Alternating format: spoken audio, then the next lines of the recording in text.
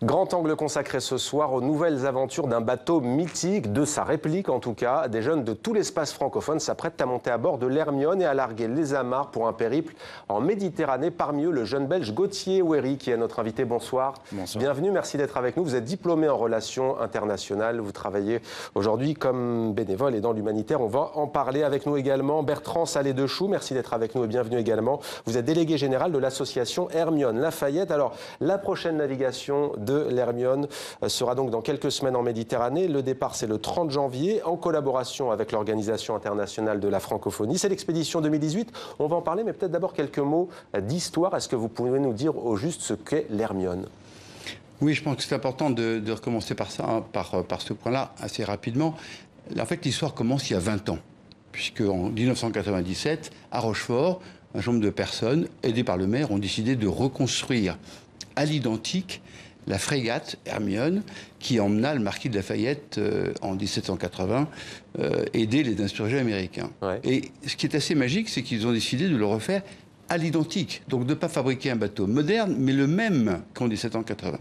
Et alors aujourd'hui, cette frégate s'apprête à prendre le large de Rochefort, que vous avez cité également, le 30 janvier. Pourquoi battant sous pavillon francophone, j'allais dire ? Alors, le premier voyage, je voudrais aussi rappeler ça, qu'en 2015, après cette construction, le bateau a fait retourner sur les traces de Lafayette avec une navigation qui était magique, en traversant l'Atlantique tout le long des côtes américaines, Yorktown, la baie de Chesapeake, New York, etc. Et donc c'était le symbole de la frégate de la liberté. Et puis cette année, nous allons cingler vers les ports de la Méditerranée.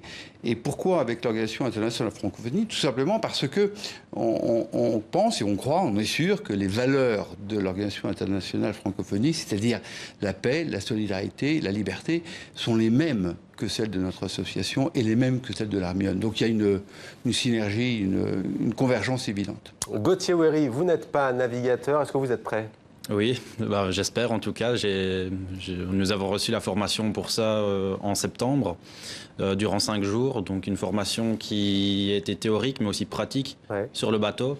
Donc là, j'espère être prêt. On verra ça au moment de la navigation. Qu'est-ce que vous avez appris au cours de cette formation ?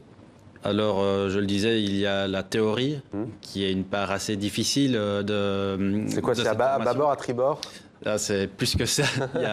On doit apprendre tout le vocabulaire maritime de l'époque. Donc, on reçoit un manuel du gabier d'une 30aine de pages avec des schémas sur la mâture, le gréement, le travail dans le gréement. Donc, tout ce qui concerne les cordages, les haubans, le nom des mâts. Chaque mât a un nom différent.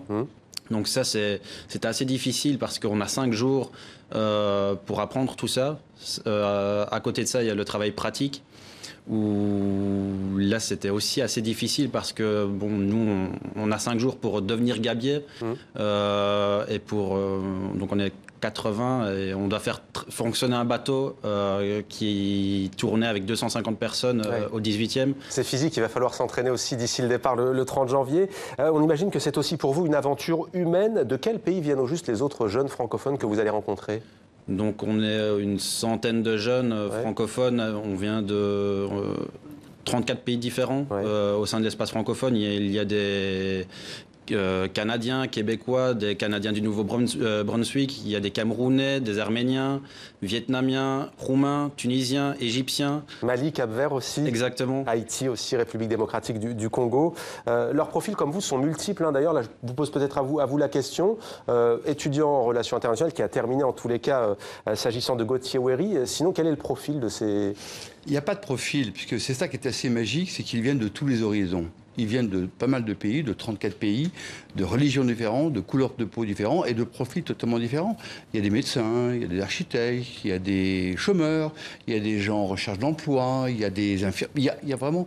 Et c'est cette mixité qui donne toute la richesse de cette équipe. Justement, à ce sujet, Yann Cariou, commandant de la frégate qui a mené les campagnes précédentes, dit ceci: c'est aussi l'expérience de la mixité sociale sur l'Hermione. Tout le monde est sur un pied d'égalité, tout le monde tire sur les mêmes cordages 8 heures par jour, peu importe son statut en dehors du bateau. Oui, c'est ça. Et puis, il faut aussi rappeler que la plupart, on n'a pas eu d'expérience en mer préalablement, donc on part tous de zéro en fait, on est tous égaux, on apprend tous ensemble, on travaille ensemble comme on le voit sur les images.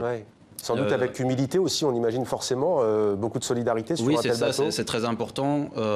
D'ailleurs, quand on tire au cordage sur le bateau, il y a toujours le premier qui tire, qui donne l'ordre et qui s'assure, donc OIS qui s'assure que les autres gabiers qui sont derrière vont l'entendre. Donc on le répète tous ensemble, on fait avancer le bateau ensemble, on est vraiment tous interdépendants les uns les autres, tous liés pour avancer ensemble. Chacun est un maillon. Exactement. Juste sur le temps, ça va durer combien de temps cette expédition? Départ le 30 janvier? La navigation dure 4 mois et demi. On part le 30 janvier de Rochefort, puis de La Rochelle. On ira à Tanger, on ira à Barcelone, on ira à Sète, à Marseille, à Toulon. Donc on va parcourir une dizaine de ports français, espagnols, portugais et marocains. Rallier la Méditerranée depuis l'Atlantique, donc, puisque vous partirez de l'ouest de la France. Ça va donc prendre 4 mois et demi. Retour prévu le 16 juin. Vous allez faire escale dans 12 ports. Vous venez d'en citer certains. Quelle est la destination qui vous fait déjà saliver? Alors moi, il y en a plusieurs. La première, mais qui est aussi la plus difficile, donc qui part de La Rochelle pour arriver à Tanger. Ouais. Donc là, on doit passer le golfe de Gascogne qui est assez mouvementé à cette période de l'année. Donc il y a celle-là qui représente un certain défi, je pense pour la plupart des gabiers. Parce qu'il faut bien s'imaginer qu'on se retrouve, là moi durant ma formation, on a monté dans la mâture jusqu'à 47 mètres au-dessus de la mer. On était à quai, donc il faut s'imaginer aussi en mer avec les vagues, etc.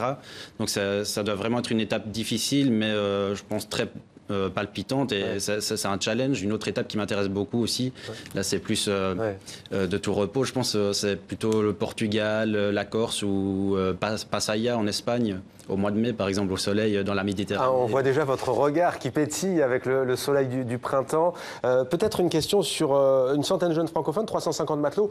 C'est sécurisé tout de même, on imagine. Oui, bien sûr, mais quand même, il faut souligner, parce que je pense que c'est ça le message central, c'est que ces jeunes, qu'ils soient de l'OIF, Organisation internationale de la francophonie, ou les autres gabiers, ce n'est pas des marins.